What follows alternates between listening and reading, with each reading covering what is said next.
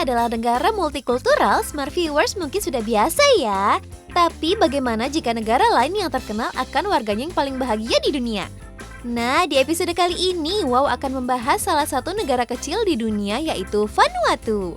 Beberapa waktu lalu, Vanuatu menjadi buah bibir banyak orang termasuk di Indonesia, karena sempat menuduh Indonesia melakukan pelanggaran HAM di Papua. Setelah kasus ini muncul, banyak juga nih yang penasaran mengenai berbagai hal yang ada di negara Vanuatu, apalagi bagi masyarakat yang belum familiar dengan negara yang satu ini.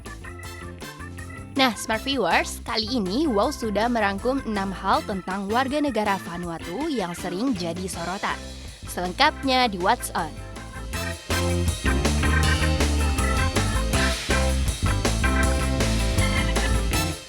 Pertama, praktik kanibalisme. Siapa sangka negara yang terkenal dengan keindahan lautnya ini dulunya dikenal sebagai Pulau Kanibal.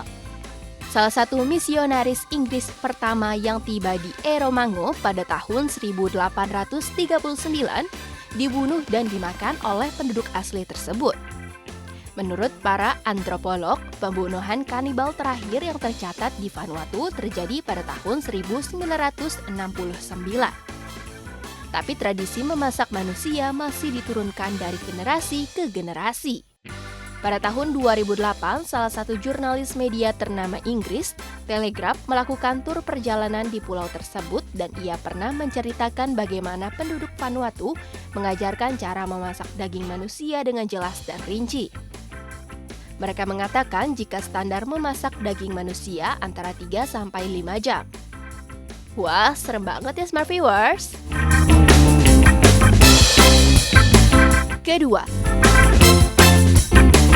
Vanuatu merupakan negara paling bahagia di dunia.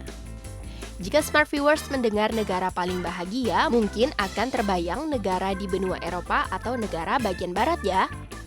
Tapi ternyata negara yang terletak di sebelah timur Australia ini mendapat predikat negara paling bahagia di dunia loh. Pada awal tahun 2020, Vanuatu mendapat peringkat keempat dalam daftar negara paling bahagia di dunia di belakang Costa Rica, Meksiko, dan Kolombia. Predikat ini didapatkan berdasarkan Happy Planet Index yang terdiri dari beberapa kriteria, yaitu kesejahteraan bangsa, harapan hidup, tingkat ketimpangan, dan ekologi. Berdasarkan survei yang dilakukan Vanuatu National Statistics Office atau VNSO, pada tahun 2011, ditemukan bahwa rata-rata orang yang memiliki akses akan tanah akan lebih bahagia daripada yang tidak punya tanah. Hal inilah yang dimanfaatkan oleh 3/4 dari 298.000 penduduk setempat untuk hidup dan bercocok tanam. Selain itu, kemudahan akses sumber daya yang dimiliki negara ini juga menjadi salah satu alasan Vanuatu dijuluki negara paling bahagia di dunia. Ketiga,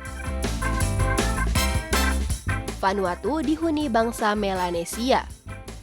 Vanuatu terletak di sebelah timur Australia, timur laut Kaledonia Baru, barat Fiji, dan selatan Kepulauan Solomon. Ternyata Republik Vanuatu adalah negara yang mayoritas dihuni oleh bangsa Melanesia, seperti orang Papua di Indonesia loh.